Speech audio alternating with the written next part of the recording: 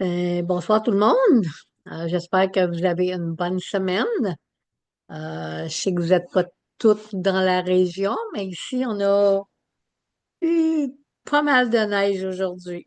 Alors, j'espère que tu n'es pas trop enneigé, puis que tu as quelqu'un pour t'aider à déblayer.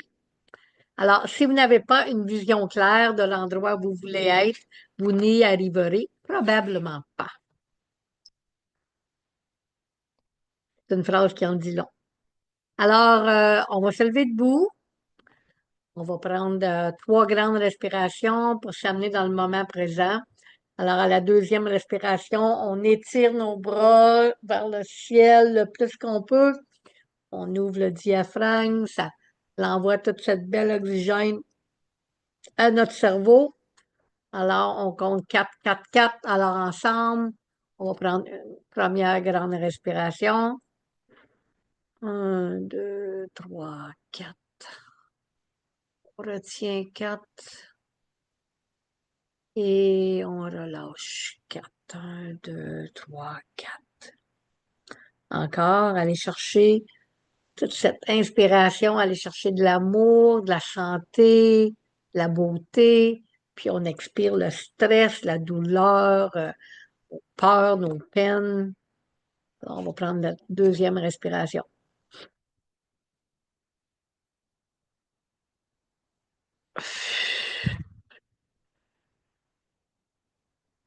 Et une dernière.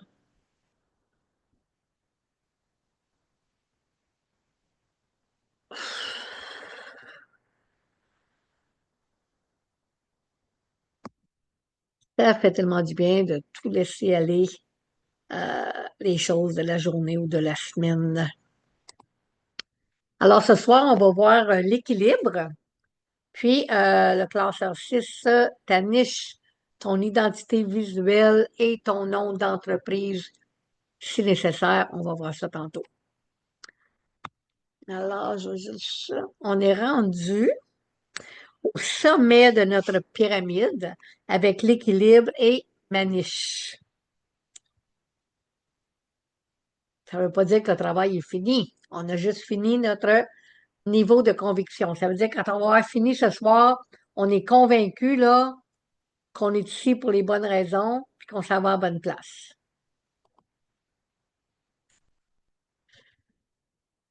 Alors, équilibre, balance, stabilité, hein, ça veut tout dire la même chose. Alors, l'équilibre, c'est savoir composer entre nos qualités et nos défauts en prenant conscience qu'on est humain avant tout.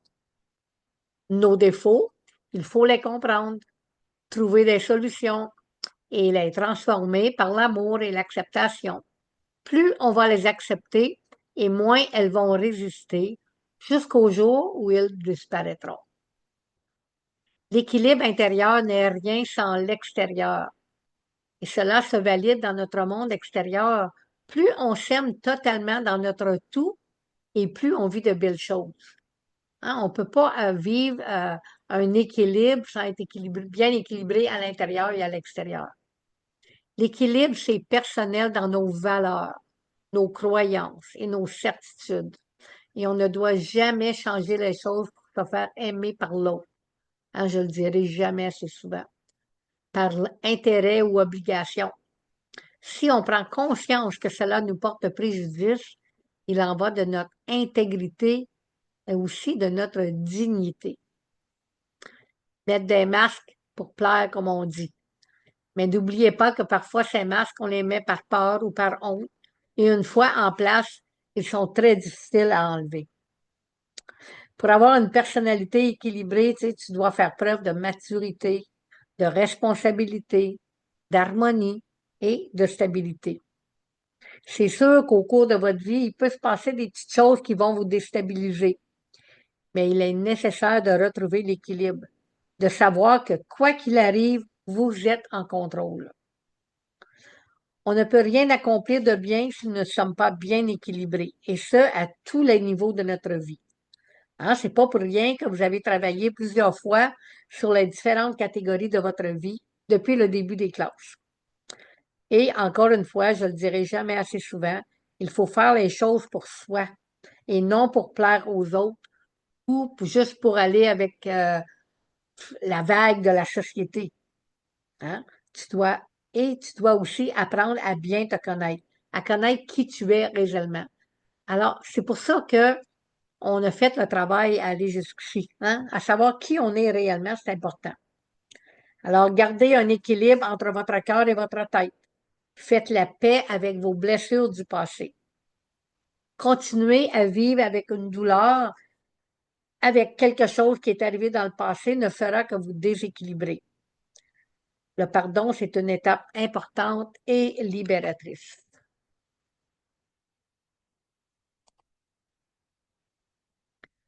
Alors, lorsque vous n'êtes pas ni en bonne santé, ni bien équilibré, cela se manifeste dans votre comportement. Avoir des regrets, ben, c'est vivre dans le passé. Avoir des inquiétudes, c'est de vivre dans le futur. Sois ici et maintenant. Vis au moment présent. Je sais qu'on ne peut pas faire ça 24/7, mais si au moins tu en prends conscience, tu vas être là le plus souvent possible. La gratitude est un besoin indispensable tous les jours. Pratiquer la gratitude et la reconnaissance est extrêmement bénéfique pour notre équilibre émotionnel, puisqu'elle nous entraîne à rechercher le positif et l'apprentissage dans toutes les situations. Comme nous l'avons vu au tout début, la gratitude change l'attitude. C'est pour ça qu'on retrouve un espace pour exprimer nos gratitudes tous les jours dans notre classeur. Tu sais, je pense toujours qu'il devrait vraiment avoir un espace juste pour ça dans tous les agendas. Puis je vous invite à même tenir un journal de gratitude. Hein. La gratitude, là, c'est important. Ça change vraiment, ça change notre attitude envers tout. C'est quand on commence d'avoir de la gratitude, on commence à voir la beauté qui nous entoure. En nous sentant émotionnellement équilibrés, nous pouvons nous concentrer sur nos rêves, travailler nos attentes et nous sentir connectés avec nous-mêmes. Prendre des décisions, apprendre à dire non, fera de vous une personne équilibrée. De cette façon, nous serons beaucoup plus productifs, hein?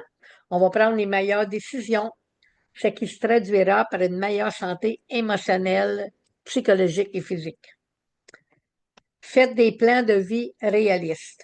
Considérez que le fait d'être consciente de ce que vous voulez et de vous concentrer sur sa réalisation, ça va vous rendre beaucoup plus équilibrée et beaucoup plus heureuse. Alors, vous avez reçu un document qui s'appelle La roue d'équilibre, je pense, quelque chose comme ça. Alors, si vous avez imprimé les feuilles, je vous invite à la regarder en même temps que moi. Sinon, ben, c'est ici en ligne, là, on peut la regarder ensemble. Alors, l'équilibre est entre vos mains. Alors, cherchez-le. Voici quelques stratégies incontournables pour devenir une entrepreneur accomplie. Priorisation. Hein, le secret pour avancer rapidement vers tes objectifs à long terme est de mettre l'accent sur les tâches qui ont un impact significatif sur ton entreprise. Prioriser, c'est diriger ton énergie là où elle fait plus de différence. Hein, mettre nos priorités à la bonne place, comme on dit. Planification. Un adage bien connu dit qui n'a pas de plan planifie son échec. Alors, la planification de tes journées, semaines et mois te donne une vision claire de ta trajectoire et te permet d'avancer avec confiance et efficacité. On en a parlé, je pense, à la première classe, hein, comment organiser ta semaine, ton mois, si tu es une qui veut organiser tout son mois à l'avance. Mais des fois, juste préparer sa semaine puis de regarder où ce qu'on s'en va, planifier, là, c'est important. Avoir un agenda, peu importe la méthode que tu aimes utiliser. Délégation. Alors, tu n'as pas besoin de tout faire toi-même en déléguant les tâches qui peuvent être effectuées par d'autres. Puis ça, ben, ça peut être un grand mot, hein? Parce que des fois, on pense que juste nous autres qui sommes capables de faire ça. Alors, tu libères du temps et de l'énergie pour te concentrer sur ce qui compte vraiment pour toi et ton entreprise. Autodiscipline. Alors, l'autodiscipline, c'est l'art de faire ce qui doit être fait, même quand l'envie n'est pas là. C'est un muscle que tu peux renforcer avec de la pratique et de la détermination. Alors, la semaine passée, on a parlé de motivation, on a parlé de persévérance. Alors, l'autodiscipline, c'est une autre chose qu'on a vraiment besoin quand on travaille à son compte. Hein? Quand on veut partir une entreprise, quand on veut partir un gros projet, ça prend une discipline. Sinon, on va juste tourner en rond. Alors, auto-soin. Hein? En fin de compte, n'oublie pas que tu es le moteur de ton entreprise. Prends du temps pour toi, pour te détendre et te ressourcer. C'est essentiel pour maintenir ton équilibre et ta santé mentale. Alors, tu sais, tout le travail qu'on a accompli à date, ça va nous aider dans notre cheminement vers le succès. Alors, sur la deuxième page du document, vous allez voir la roue. En haut de la roue, vous allez voir ça. Le mois. Alors, vous marquez le mois. Évaluation personnelle. La reconnaissance est un élément très important pour rester motivé. Prenez le temps d'apprécier vos efforts et de mesurer vos progrès. Alors, quels ont été tes accomplissements ce mois-ci? Quels bienfaits t'ont-ils apporté? Alors, ça, c'est un document que tu vas remplir à la fin de ton mois. Hein? En même temps que tu vas remplir ta roue. Alors, moi, j'ai créé cette belle roue-là il y a quelques années, plusieurs années même, et je l'utilise à tous les mois. Ça m'aide beaucoup à rester bien équilibré. Si je ne l'utilise pas pendant quelques mois, je vois tout de suite la différence. Donc, comme je l'ai mentionné, vous faites cet exercice-là à la fin de chaque mois. Vous devriez donc en imprimer une pour chaque mois. Hein, je vous avais demandé au tout début, dans le premier courriel, lorsque vous êtes inscrite, de vous acheter un cartable. C'est important de faire ce travail-là à main, pas sur l'ordinateur. Je vous dis, ça fait toute la différence d'écrire ça au lieu de faire ça tout sur l'ordi. Même pour s'il y en a parmi vous qui sont très techno, là, qui aiment tout faire sur l'ordi, c'est pas la même chose. Hein? De faire le travail manuellement, ça nous porte plus à réflexion que d'être assis en avant d'un écran. Alors, vous deviez acheter un ensemble d'index mensuels. Alors, vous mettriez cette feuille-ci à la fin de chaque mois. Vous allez en recevoir d'autres des feuilles mensuelles en cours de route. Alors, ici, sur la roue, sur chaque axe, attribue une note de satisfaction de 1 à 10. 10 étant très satisfaisant. Puis, relie les points entre eux pour bien visualiser ta roue. Tu dois rechercher l'équilibre dans tous les domaines de ta vie. Hein? C'est pas pour rien qu'on a tout fait les travails avant, là. Tu es maintenant prête à planifier ton prochain mois. Alors, lorsque tu as fini, moi, j'utilise des crayons de couleur. J'aime bien colorier chaque section de différentes couleurs. Ça m'aide mieux à voir vraiment le gros tableau. Quand ton mois est fini, que tu as fini de tout marquer quand tu as fini de te mettre tes notes, hein, que toi, tu vas attribuer, alors tu vas déjà commencer à planifier pour ton mois prochain. Alors, dans quel domaine de ta vie aimerais-tu te concentrer le mois prochain? Alors, tu regardes ton mois qui vient de finir, puis tu vois que, je sais pas moi, tu as peut-être un 3 à repos, tu as peut-être un 2 à exercice, tu as peut-être un 0 dans ta vie spirituelle, euh, puis tout s'est concentré sur ton projet. Ben, ça prend un petit peu de temps pour tout, hein, pour être bien équilibré. Alors, peut-être que tu regardes ta roue, puis tu dis, moi, ben, je pense que le mois prochain, je vais vraiment me concentrer sur le repos. Puis là, tu vas marquer pourquoi. Peut-être que tu commences à être fatigué. Hein? Alors, la dernière page du document, ça, tu vas le faire peut-être juste une fois, peut-être une couple de fois pendant l'année, mais tu peux juste en imprimer une. Alors, décris ce que chaque catégorie représente pour toi. Alors, qu'est-ce que ça veut dire pour toi, la famille? Hein? Peut-être que pour certaines personnes, la famille, ça veut dire de passer du temps avec ses parents, ses frères, ses sœurs. Peut-être que d'autres, ben, c'est de voir ses petits-enfants plus souvent. Peut-être que d'autres, ben, ils pensent peut-être qu'ils ont peut-être négligé leur conjointe, leur conjoint. Hein? Alors, famille, qu'est-ce que ça représente pour toi? Éducation. Est-ce que tu es inscrit à des blogs, à des podcasts? Excusez. Est-ce que tu es inscrit à des blogs, des podcasts? Euh, Est-ce que tu veux prendre un cours pour te spécialiser dans un certain domaine pour t'aider avec ton projet? Alors, ton projet, c'est quoi? Ton social. Qu'est-ce que ça veut dire pour toi, le social? J'espère que c'est pas Facebook, hein? Tu jokes en passant. Spirituel, qu'est-ce que ça veut dire pour toi d'avoir un aspect spirituel dans ta vie? La nutrition, tu sais, peut-être que tu regardes, peut-être que tu manges, comme on dit, ça go. Hein? Tu prends pas le temps de t'asseoir, puis tu as bien mangé. Peut-être que ça fait longtemps que tu t'es pas préparé des plats, que tu fais venir des choses, que tu vas manger à l'extérieur. Peut-être que nutrition, ça veut juste dire pour toi de boire plus d'eau. Hein? Alors, nutrition, qu'est-ce que ça veut dire? Autre, hein? S'il manque une catégorie que tu voudrais rajouter. Exercice, aller au gym, prendre des marches. Alors, décris ici, qu'est-ce que ça veut dire pour toi? Repos, hein? Ça veut-tu dire de te coucher plus tôt? Ça veut-tu dire de prendre une pause dans la journée? Qu'est-ce que ça veut dire repos? Activité, hein? C'est quoi tes activités? Je sais pas, moi, ça peut être aller jouer au bowling, tu sais, je sais pas. Activité. Alors, tu marques qu'est-ce que ça veut dire pour toi, activité, puis ça peut être plusieurs choses. OK, alors, quand tu as décrit qu'est-ce que chaque catégorie veut dire, ben là, tu sais, ça, tu fais ça tout de suite, puis à la fin du mois, tu peux même déjà faire ta première roue pour le mois de janvier si tu veux. Hein? Tu peux réviser ton mois de janvier. On est quand même juste le 13 de février, alors ça te donne du temps. Et alors, on est rendu à notre classeur. Alors, ce mois-ci, c'est ta niche. Maintenant que tu fais tes forces, que tu connais tes forces, tes faiblesses, ton pourquoi, ton comment, ton quoi, regardons ta niche. L'étude de marché, c'est une manière de prendre la température en menant votre propre enquête afin de définir les niches prometteuses.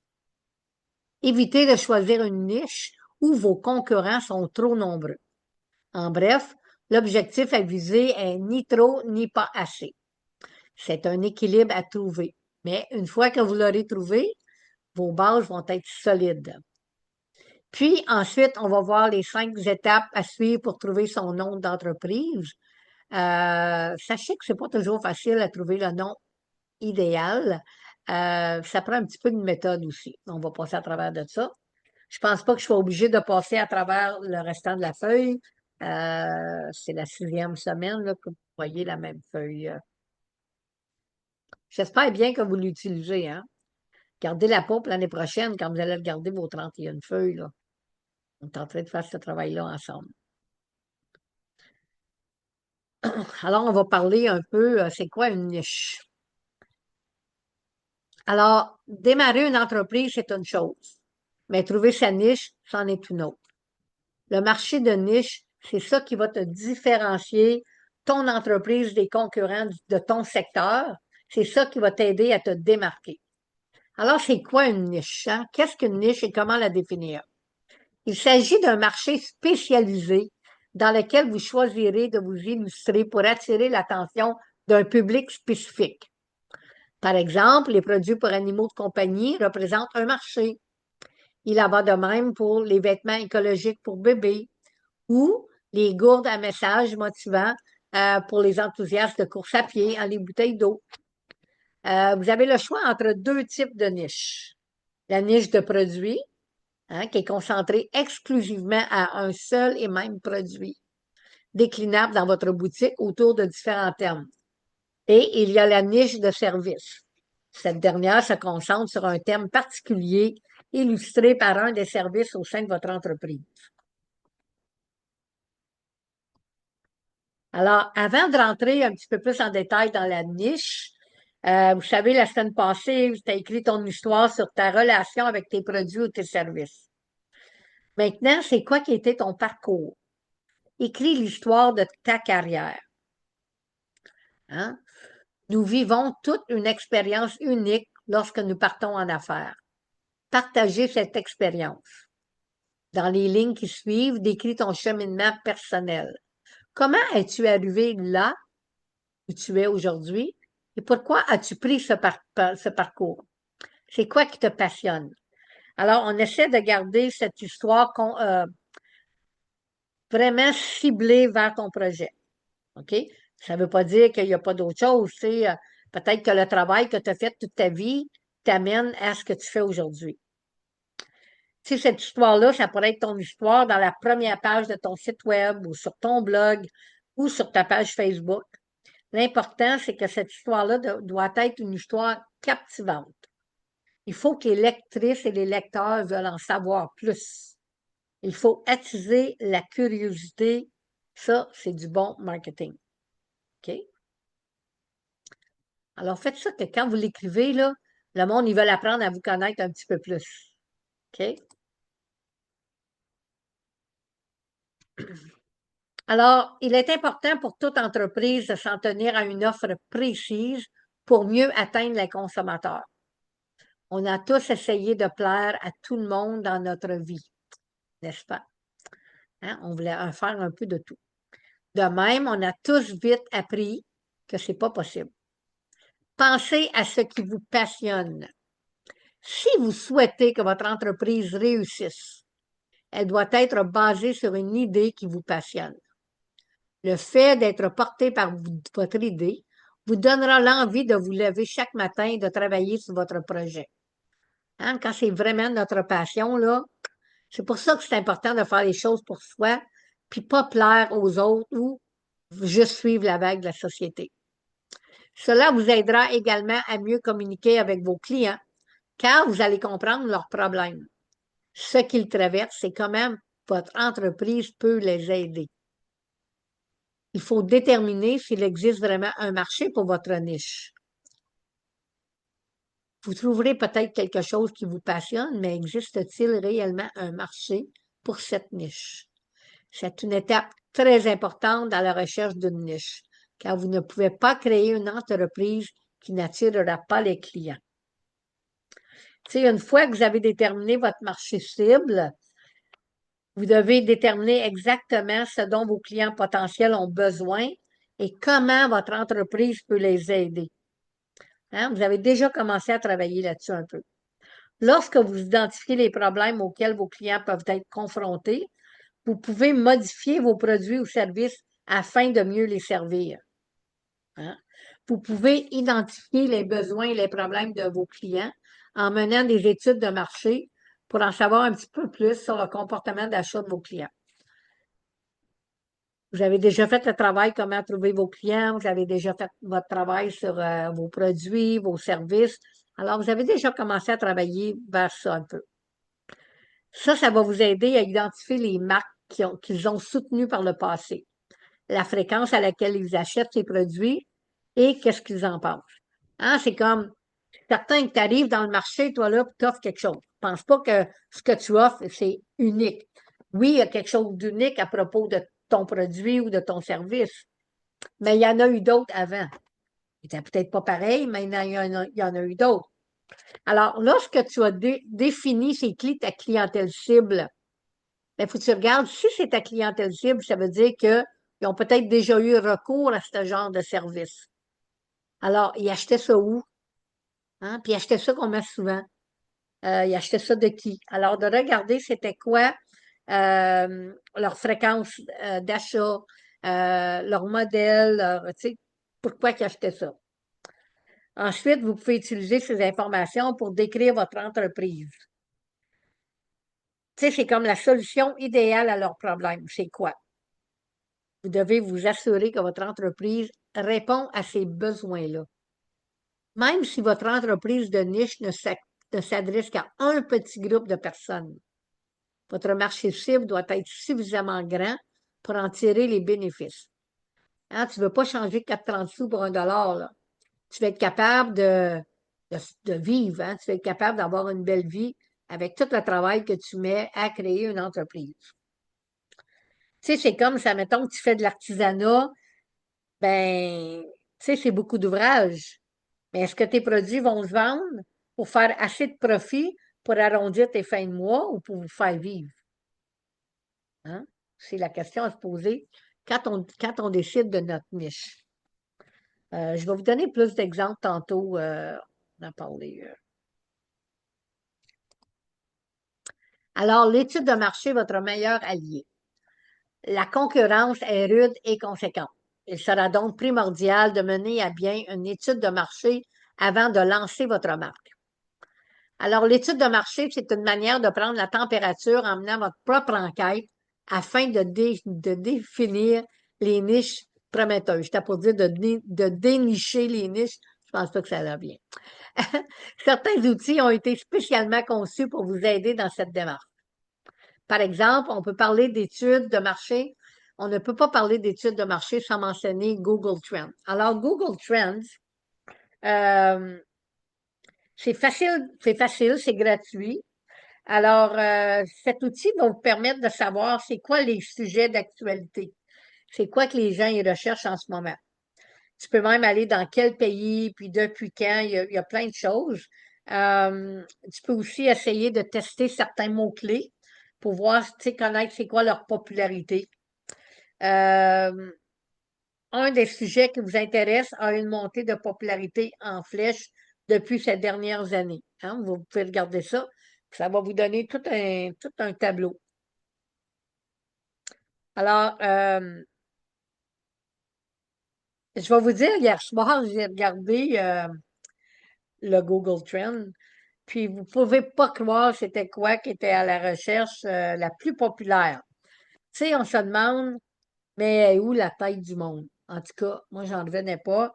Alors, hier soir, écoutez bien ça, à Google Trend, la grosse tendance, c'était Costco Nintendo Switch. Ouais, je sais pas combien c'était super haut, en tout cas, numéro un. Je peux pas croire. Je vous dis, le monde des affaires, là, c'est fou. Hein, c'est pour ça que quand tu te lances en affaires, tu dois vraiment regarder tout ça. C'est quoi que les gens. Probablement que Costco, il y a un spécial ou quelque chose pour que ce soit vraiment le numéro un dans ces temps si difficiles, économiques, tout ce qui se passe, que le monde, la grosse tendance, c'est Costco, Nintendo Switch. En tout cas, je vous compte pas des mensonges, c'était bien ça qui était là hier soir. Alors, dans un autre style, il y a le site web Trend Hunter. Vous avez ça, là, vous avez déjà ce document-là. Liste les derniers produits, concepts et autres idées commerciales innovantes prisées par le public. Alors, celui-là, c'est un peu, c'est meilleur dans le fond parce que c'est plus spécifique. Hein? Euh, Tu vas aller plus trouver des petites catégories, là. Ça ne sera pas les grosses tendances, ça va être par catégorie. Alors, tu vas avoir les listes des derniers produits, concepts, toutes les idées. Le but ici, là, c'est pas de copier, mais c'est de s'inspirer de thèmes, de segments de marché qui semblent connaître un certain engouement récent auprès des consommateurs.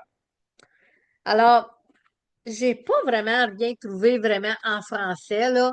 Peut-être que Google Trend, vous pourriez regarder, mettre peut-être sa demande, le langage en haut.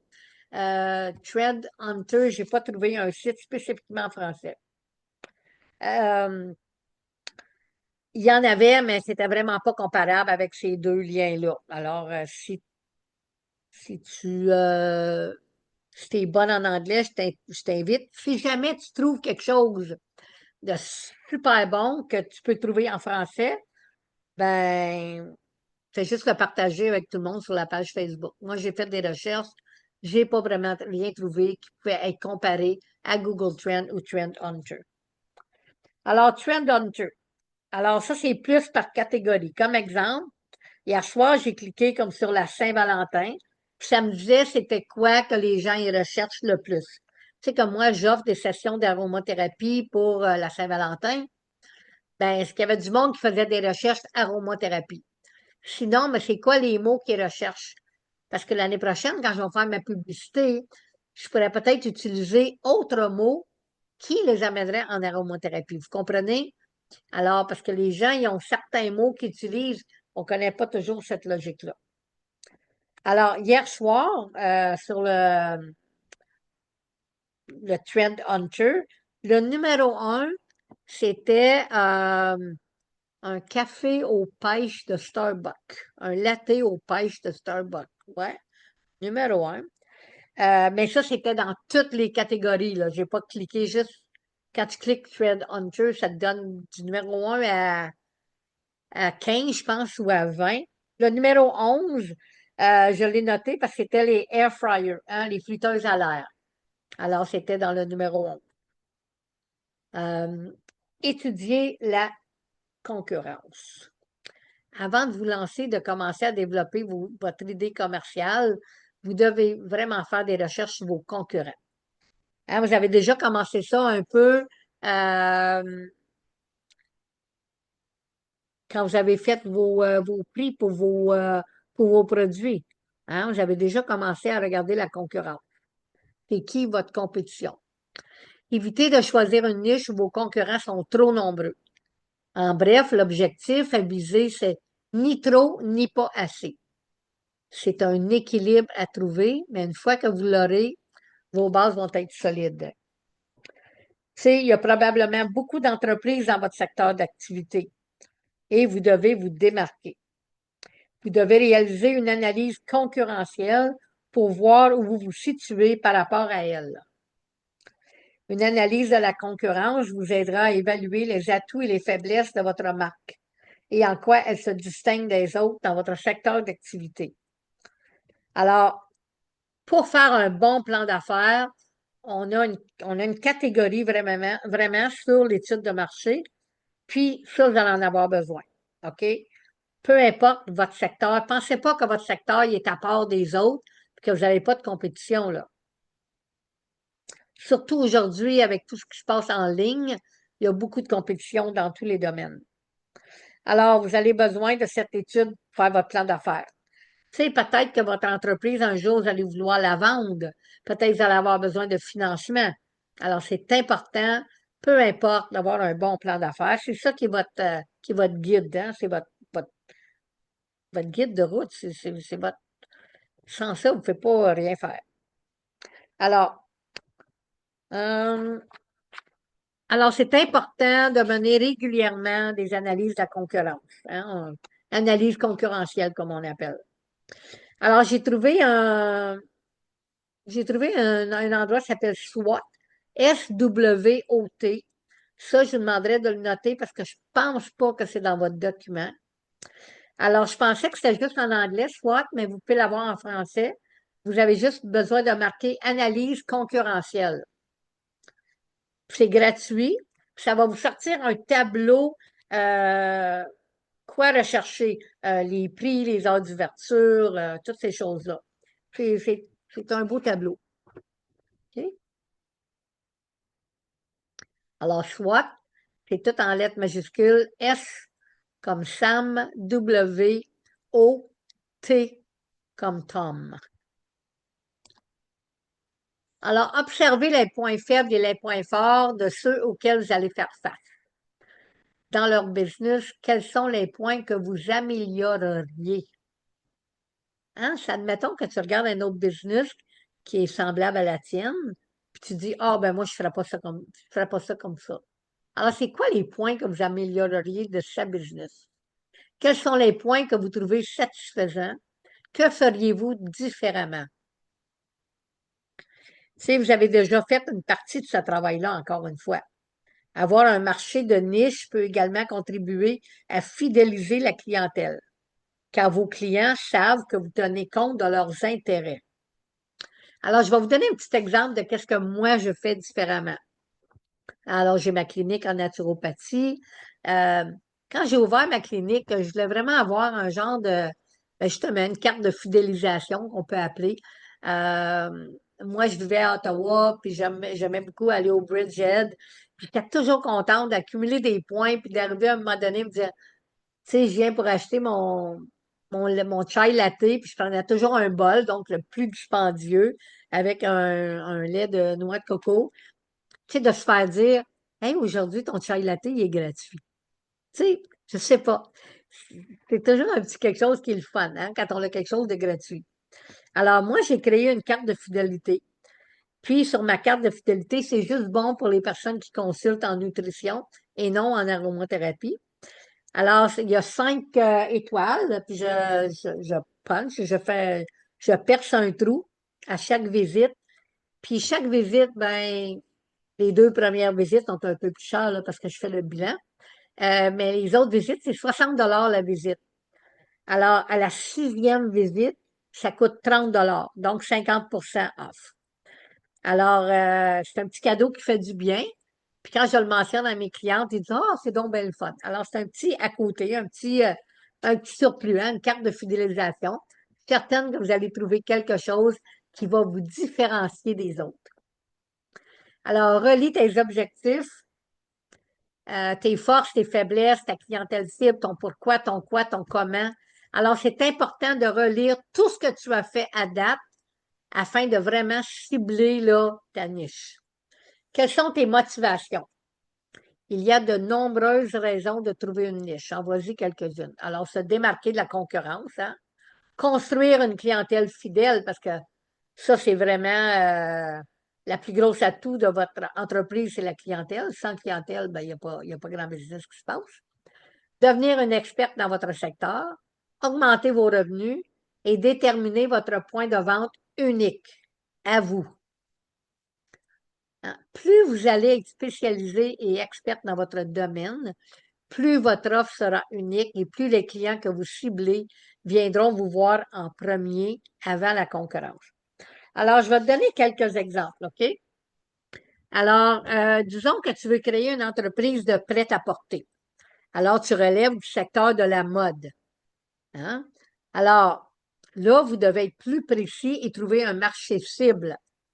Donc, pour une entreprise de prêt-à-porter, il pourrait s'agir de la durabilité, hein? Respecter des pratiques durables, n'utiliser que des matériaux recyclés pour fabriquer les vêtements, etc. Alors, dans ce cas-là, l'entreprise prêt-à-porter s'adresse à une audience cible. Hein? Cette audience-là se soucie de l'environnement et souhaite soutenir les marques qui partagent cette préoccupation-là. Alors, votre marché, c'est la mode, mais votre cible, hein, votre niche, c'est le prêt-à-porter, disons, de pratiques durables. Hein? Un autre exemple serait, disons, l'alimentation végétale.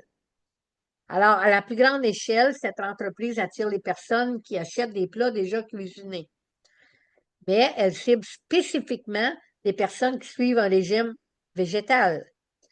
Alors, dans cet exemple, le fait d'avoir un marché de niche peut vous aider à identifier votre audience cible afin que vous puissiez adapter vos produits pour mieux l'attirer. Alors, tu n'iras pas, tu es dans le domaine de l'alimentation, mais tu te spécialises dans un domaine. Ça, c'est ta niche. Mais ta niche, elle ne doit pas être comme les autres qui spécialisent dans le même domaine. Tu dois offrir, disons, un plat ou quelque chose que les autres n'ont pas. Hein? Il y a peut-être 50 niches de plats cuisinés, d'alimentation végétale. Mais qu'est-ce que toi, tu vas offrir de plus que les autres? Hein? Alors, parmi d'autres exemples, on peut citer la perte de poids, les voyages hein, à l'intérieur d'un pays, la décoration intérieure, c'est très populaire, les propriétaires d'animaux de compagnie, des classes de yoga. Alors, c'est infini, hein? Tous ces marchés s'inscrivent dans un secteur plus vaste, mais en ayant une niche, ils peuvent attirer une audience cible spécifique qui sera plus encline à les soutenir. Alors, qu'est-ce qui te distingue des autres? Alors, je vais te donner un dernier exemple, OK? Alors, tu as un coiffeur. Alors, je ne sais pas vous autres où vous demeurez, mais ici, là, les salons de coiffure, c'est rendu qu'ils en ouvrent un quasiment toutes les semaines. Il y a des salons de coiffure à tous les coins de rue. Alors, un salon de coiffure peut avoir un coiffeur peut avoir du mal à se différencier de la concurrence puis trouver des clients facilement. Mais un coiffeur sur le marché de niche de la coloration atypique, ça veut dire des couleurs roses, violets, arc-en-ciel, ça va attirer des clients spécifiques. Tu sais, on peut aller chez une coiffeuse puis demander de teindre nos cheveux mauves. Ils vont le faire, mais ce n'est pas leur spécialité. Si ta clientèle cible, c'est quelqu'un qui recherche ces couleurs-là, arc-en-ciel, toutes sortes de couleurs, bien, c'est certain qu'ils vont chercher quelqu'un qui se spécialise dans ce domaine-là. Alors, ta niche, ça va être coloration atypique dans le plus grand domaine de la coiffure. Hein? Alors, ça va faire de toi la spécialiste dans ce domaine-là. Alors, je pense qu'avec tous les exemples que je vous ai donnés, vous devriez probablement commencer à comprendre. Tu sais, si tu offres un service, la même chose. Tu sais, il y a beaucoup de monde qui se disent aromathérapeutes dans la ville où est-ce que je vis. C'est certain que des aromathérapeutes, ça n'existe pas au Canada, premièrement. Il n'y a pas il y a pas vraiment de réglementation pour ça. Mais par contre, il n'y en a pas beaucoup qui offrent des sessions en aromathérapie. Même, je pense que je suis probablement la seule. Alors, ça, c'est quelque chose qui me démarque des autres entreprises.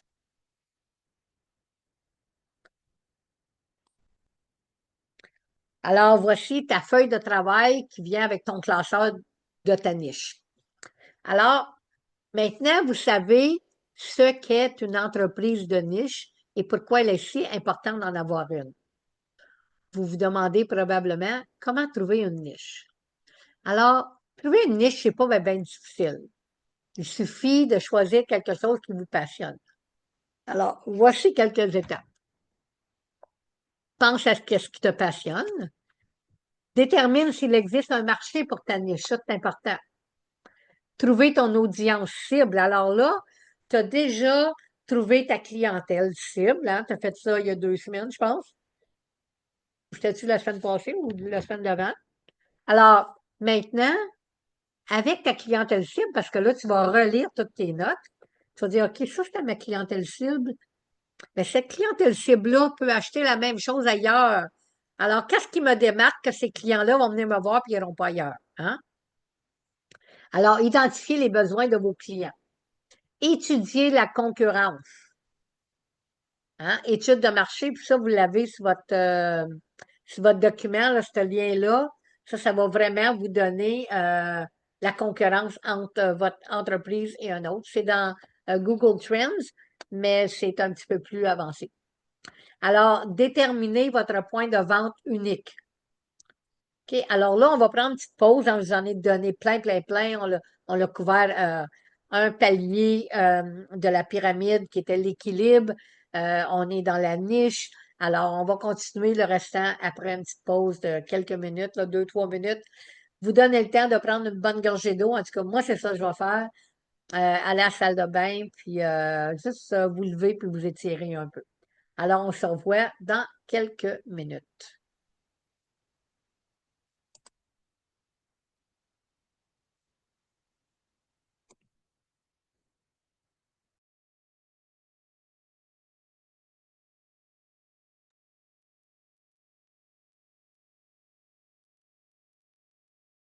Alors, rebonjour, rebonsoir, je devrais dire.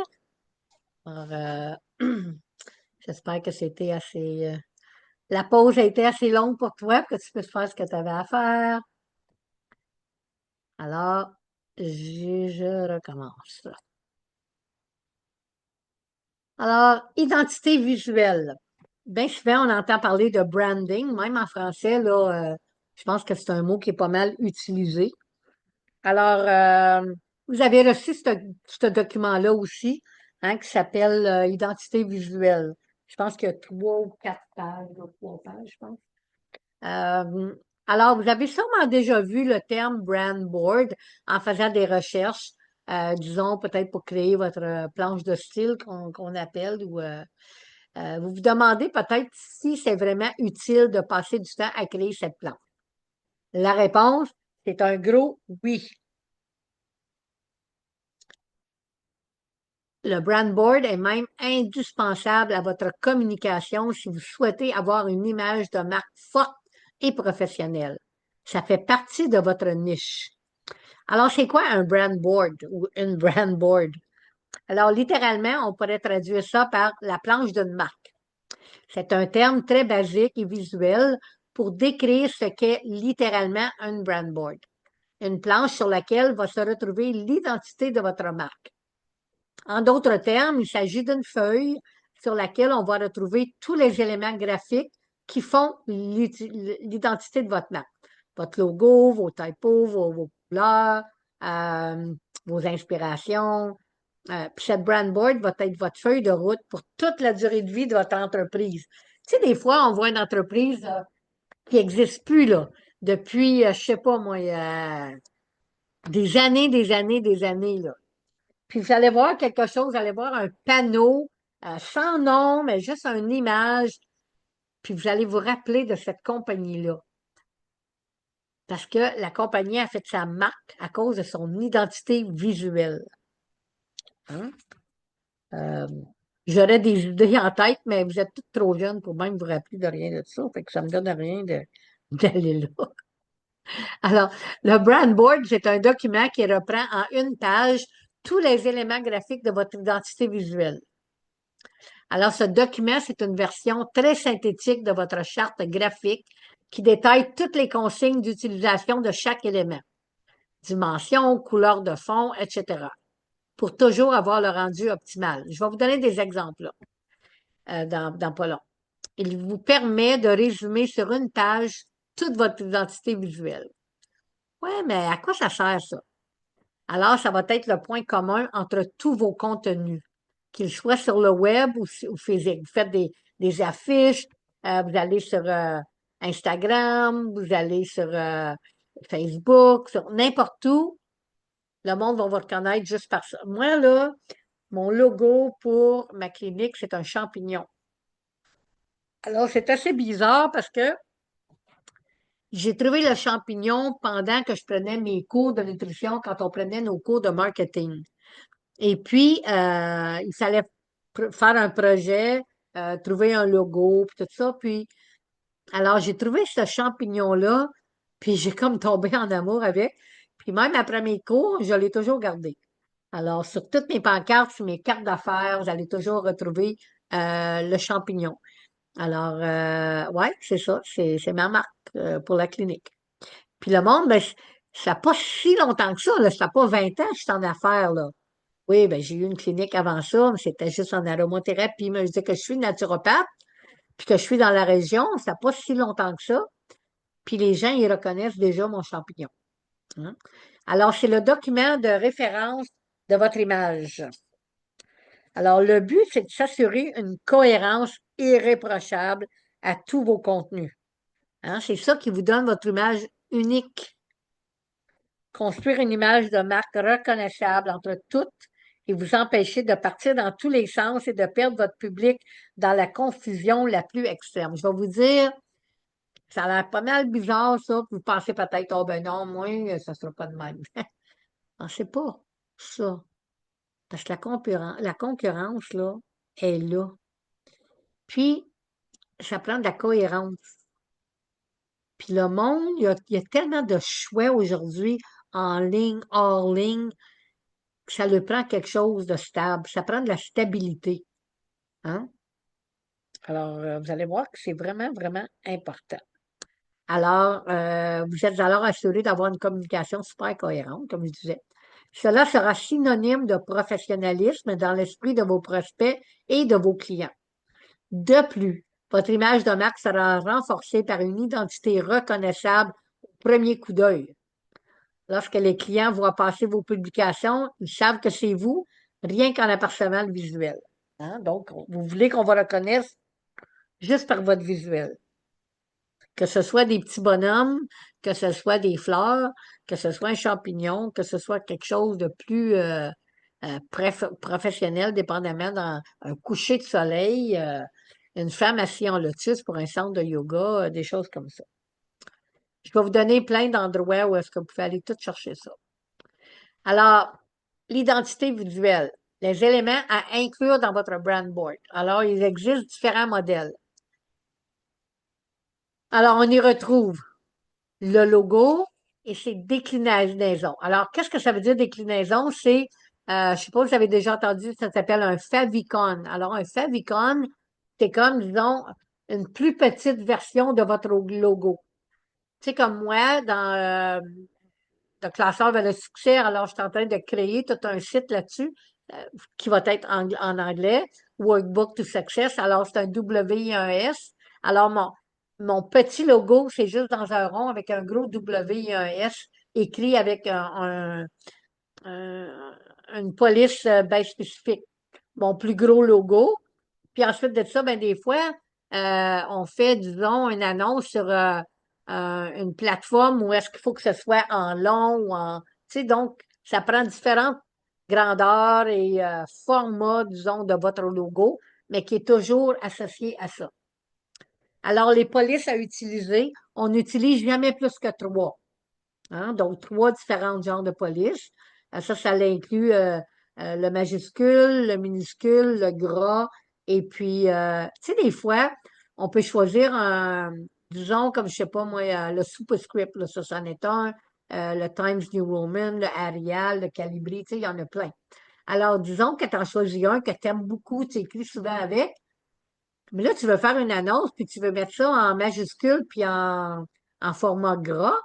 Puis tu vois que la lettre, là, est vraiment pas belle. C'est comme, elle sort pas bien, elle est presque pas lisible. Alors, assure-toi que les polices que tu vas choisir sont lisibles dans tous les formats. OK? Que ce soit gras, minuscule, majuscule. OK? C'est des petits trucs que je te donne parce que des fois, on vient pour écrire quelque chose, puis on dit, ah non, c'est vraiment pas beau, ce W-là, ils sont pas bien dans cette police-là. Alors, la palette de couleurs choisie, je vous conseille de ne pas dépasser 5 couleurs. Sinon, ça va aller plus un sapin de Noël. Des photos d'inspiration. Ça ne veut pas dire que c'est votre logo. Ça peut être une autre photo qui inspire, mais qui va toujours être dans le même style, des illustrations, des icônes, des motifs. Euh, ok. Alors, voici ici des petits exemples. Euh, ok. Alors, la première, c'est de Bee Boost.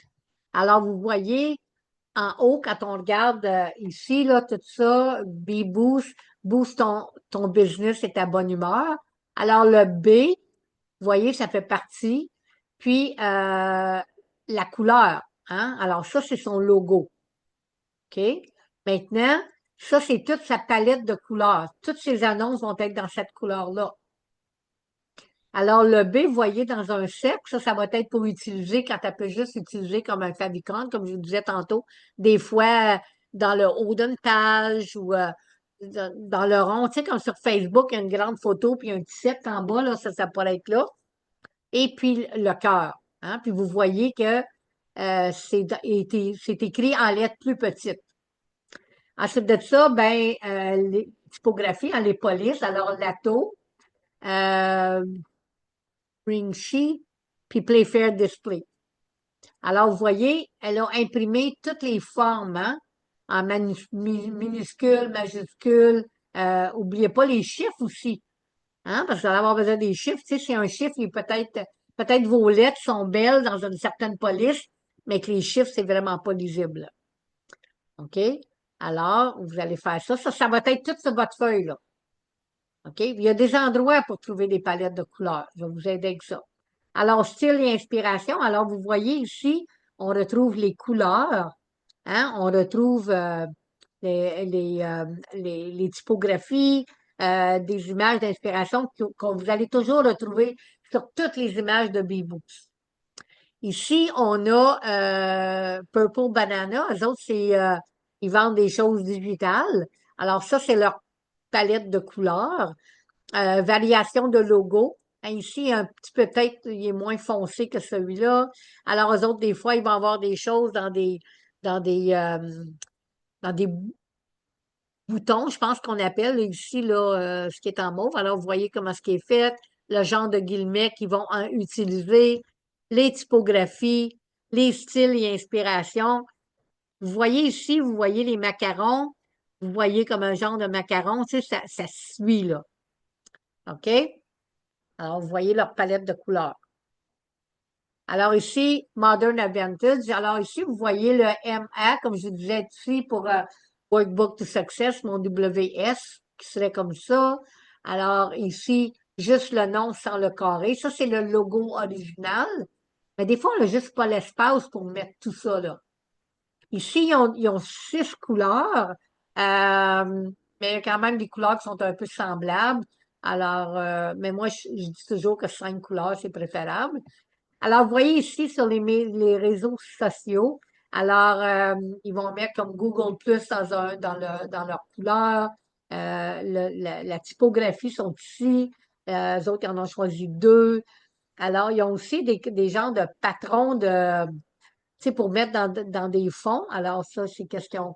Eux autres, je pense que Modern Advantage, je pense que c'est des éléments de décoration pour la maison. OK? Alors, ça, c'est qu'est-ce qu'ils vont utiliser. Alors, ici, Wit and Wiley. Alors, c'est pour faire des événements et environnement. Alors, ici aussi, ils ont 6 couleurs. Vous voyez qu'ils mettent tous leurs petits logos de réseaux sociaux dans leur couleur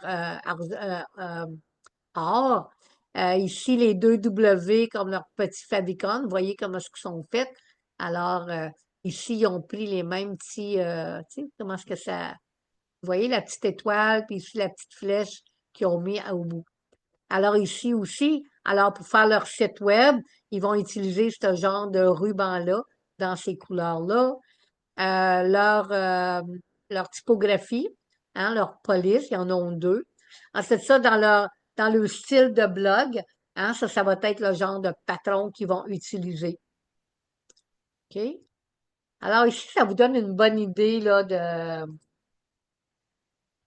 Alors aussi, je dois vous dire que j'ai été un peu déçue parce qu'en français, j'ai pas trouvé quelque chose de super beau que j'ai aimé. En anglais, vous avez beaucoup plus de choix. Vous allez voir que sur votre document d'identité visuelle, je vous donne des liens pour aller chercher des palettes de couleurs. Des fois, ça peut vous aider à déterminer c'est quoi les couleurs que vous voulez mettre ensemble. Vous pouvez aussi aller sur Canva. Hein? Canva va vous donner, vous pouvez aller sur Canva. Canva, c'est gratuit. Canva. Vous avez ça aussi dans votre document. Je pense que je vais sortir mon document d'identité. Je peux vous donner. Donnez-moi juste une petite minute, là.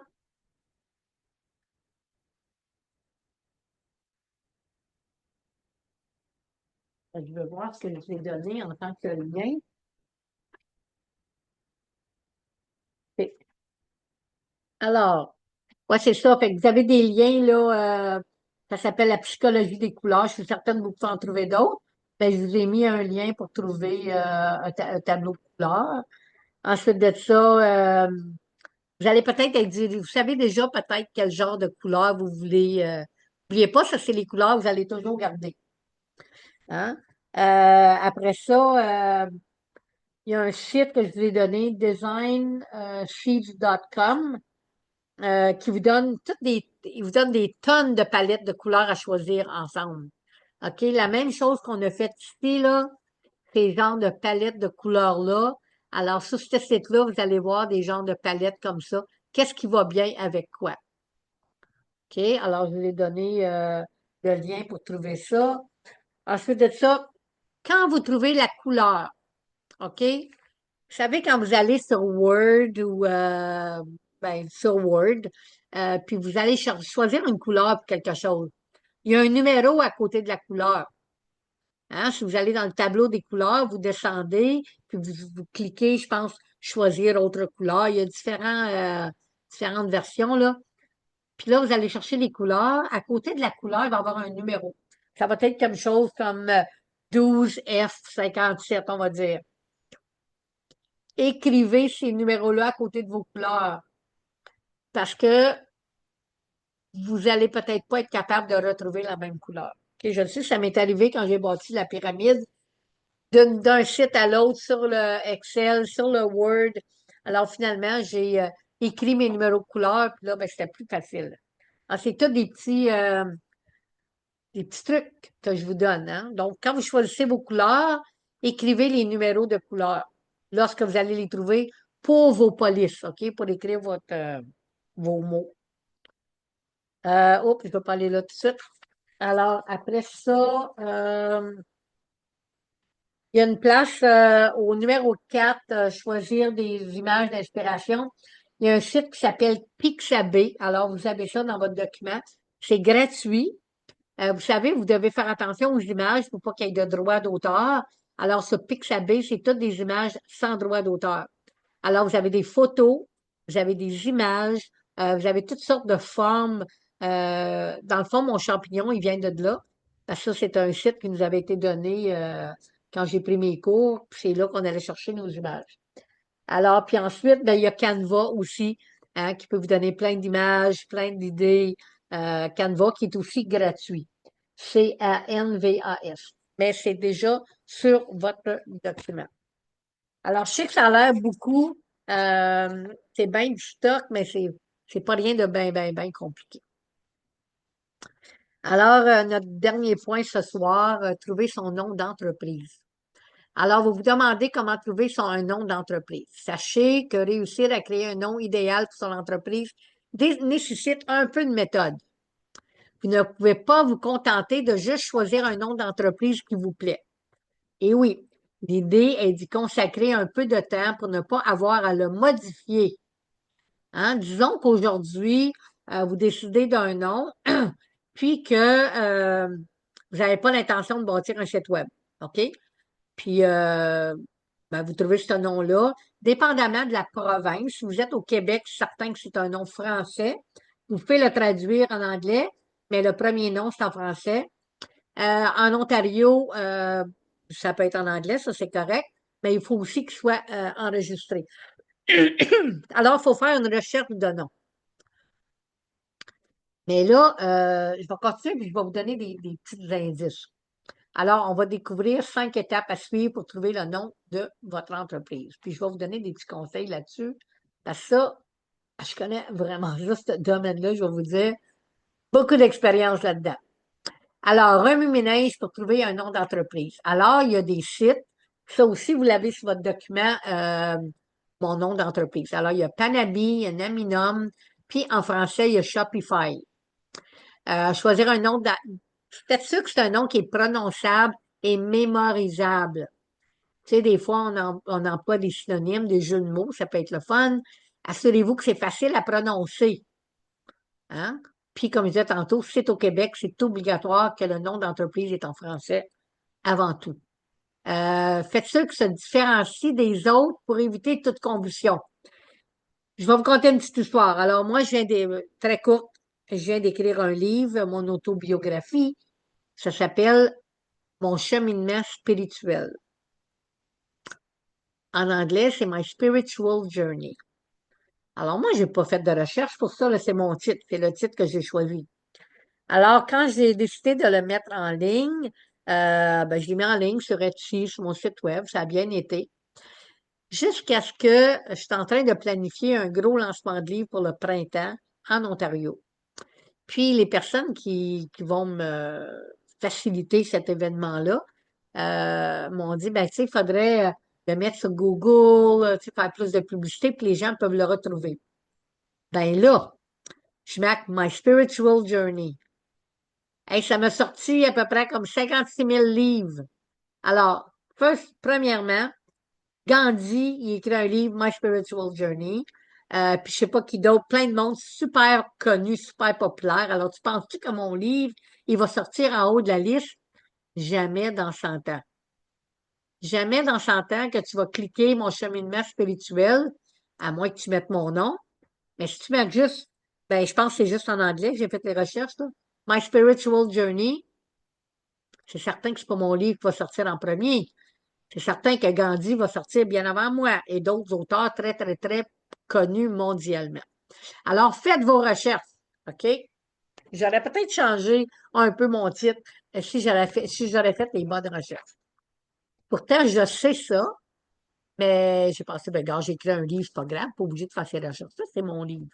Ben non, ça va dans tous les domaines, OK? C'est pas pour rien que je vous enseigne ça, là. Alors, vérifiez que la dénomination de votre entreprise, votre marque est disponible. Alors, marquez votre nom, googlez, mettez sur Google, regardez c'est quoi les résultats. Comme je l'ai dit tantôt, pensez à votre site web, pensez à votre page Facebook, pensez à votre blog. Hein? Alors, pensez à un nom d'entreprise qui peut être bien référencé sur Google, hein, comme je disais tantôt à mon livre. Insérez un indicateur de votre domaine d'activité. Comme moi, c'est Clinique holistique Francine Payet. Alors, ça, c'est une autre chose. Si tu utilises ton prénom et ton nom, tu n'as pas besoin d'enregistrer ton nom d'entreprise. Tu peux si tu veux, c'est pas une obligation. Maintenant, si tu utilises un autre nom, c'est certain que la loi, faut que tu l'enregistres. Québec, ça coûte 40 par année. C'est maintenant payable sur ton rapport d'impôt. En Ontario, si je ne me trompe pas, c'est 60. Euh, mais si tu utilises un nom d'entreprise qui n'est pas ton nom et ton prénom, faut que tu penses à toutes les autres conséquences. Parce que là, ça va te prendre un compte de banque avec un nom d'entreprise. Ça veut dire que ça va te prendre un compte de banque commercial qui coûte plus cher qu'un compte de banque personnel. Moi, j'ai deux comptes de banque. C'est deux comptes de banque personnels parce que j'utilise mon nom Francine Payet. OK? Alors, c'est toutes des petites choses qu'on va discuter lorsqu'on va parler de tous les côtés légaux. Mais là, vu que vous êtes dans dans ce domaine-là, de trouver votre nom d'entreprise, je vais juste vous donner des petits. Si vous avez des questions, ben, vous pouvez me les poser après la classe ou m'envoyer un courriel. Alors, vous avez aussi, alors, et ça va arriver dans les semaines qui viennent que vous allez recevoir plus qu'un classeur. Il y a une semaine, je pense qu'on voit 3 classeurs parce que c'est des petits sujets. Alors, vous savez, vous allez recevoir 31 classeurs avec plein de feuilles de travail. En total, vous allez avoir près de 200 pages en tout quand vous allez avoir fini. Alors, vous allez recevoir 4 pages de repos et réflexion, puis je vais vous les envoyer comme ça, quand ça va être le temps. Euh, Ça prend un jour de repos, un jour pour se reposer et réfléchir.